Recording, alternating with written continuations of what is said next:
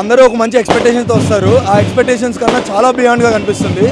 So ఇప్పటిదాకా ఏంటి అంటే సస్పెన్స్తో వదిలేరు. కట్టప్ప అన్నట్టు బాహుబలిలో కనిపించింది, కానీ ఇక్కడ స్టార్ట్ అయింది. సో ఇప్పటి నుంచి సినిమా స్టార్ట్ అవుతుంది. ఫస్ట్ పార్ట్ అనేది జస్ట్ ట్రైలర్ లాంటిది. సో ఇక్కడ నుంచి ఎన్ని పార్ట్స్ వస్తాయనేది మనం చెప్పలేము. నాగార్జున ఎన్ని రాసుకున్నాడు, దాన్ని బట్టి ఎన్ని తీస్తాడు అనేది ఇంకా ఆయన ఇమాజినేషన్లో కనిపించాల్సిందే. ప్రభాస్ని చూపించాడు, ఇప్పటిదాకా రాజమౌళి చూపించిన కష్టాన్ని అటు పక్కన పెట్టి ఇలా చూపించేశాడు. రాజమౌళిని ఆల్రెడీ మించిపోయాడు అన్న అక్కడ నాగార్జున అయితే. ఇప్పుడు చూపించిన దాన్ని చూస్తే రాజమౌళి వచ్చి నాగార్జునకి కంగ్రాట్స్ చెప్పి ఇలాంటి సినిమాలు ఇంకా తీయాలని ప్రోత్సహించాల్సిందే. సినిమా మాత్రం చాలా బాగుందండి. మీరు మహాభారతం చూసినట్టయితే ఆ స్టోరీ లైన్ మీద పోతుంది సినిమా మొత్తం. ఫస్ట్ హాఫ్ చాలా బాగుంది, సెకండ్ హాఫ్ ఇరగదీశాడు. అసలు చాలామంది క్యారెక్టర్స్ ఉన్నారు ఇందులో. విజయ్ దేవరకొండ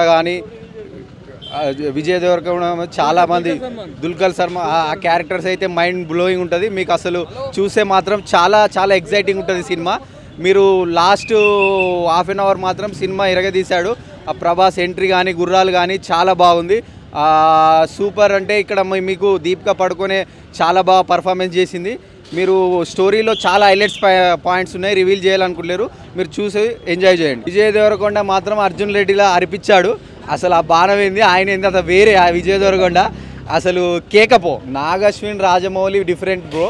నాగార్జున స్టైల్ వేరు, రాజమౌళి స్టైల్ వేరు. మీకు రాజమౌళి కూడా అందులో కనిపిస్తాడు. చాలా బాగుంది. ఆయన స్టైల్ వేరు, ఈయన స్టైల్ వేరు. మనం ఇద్దరిని కంపేర్ చేయలేము. మూవీ మాత్రం బ్లాక్ బస్టర్ అన్న. 400 కోట్లు కలెక్షన్ చేస్తా అనుకుంటున్నా, కన్ఫర్మ్ 100%. హైలైట్ అన్న.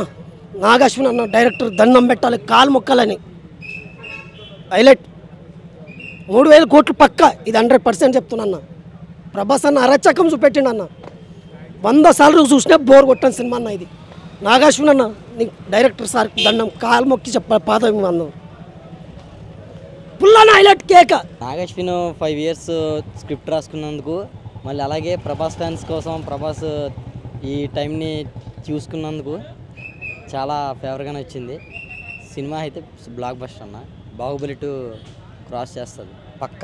అసలు నీకు బాహుబలి 1కి కట్టప్ప బాహుబలిని ఎందుకు చంపాడో నీ ఎట్లా సస్పెన్స్ అలా ఉందో, ఇలాగే ఇప్పుడు కల్కిలో లాస్ట్ క్లైమాక్స్ కూడా అట్లానే ఉంటుంది సస్పెన్స్.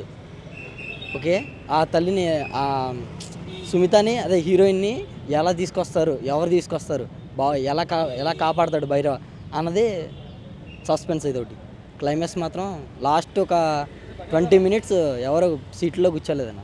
బాహుబలి 1, 2 ఎట్లా అనిపించిందో కల్కి 1, 2, 3, 4 సేమ్ అట్లానే అనిపిస్తుంది. ఈ ఒక్క దెబ్బతో మొత్తం స్టార్ డైరెక్టర్స్ అందరూ ప్రభాస్ డేట్స్ కోసం ఎదురు చూడకపోతే అనుకున్నాను.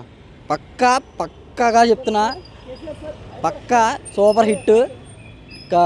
Dangal Indian cinema highest Indian cinema Dangal 2800 crores కదా. ఇది పక్కా దాని దరిదాపుల్లోకి వెళ్తుంది అండ్ హిట్ కూడా అవుతుంది, దాన్ని దాటేస్తుంది కూడా.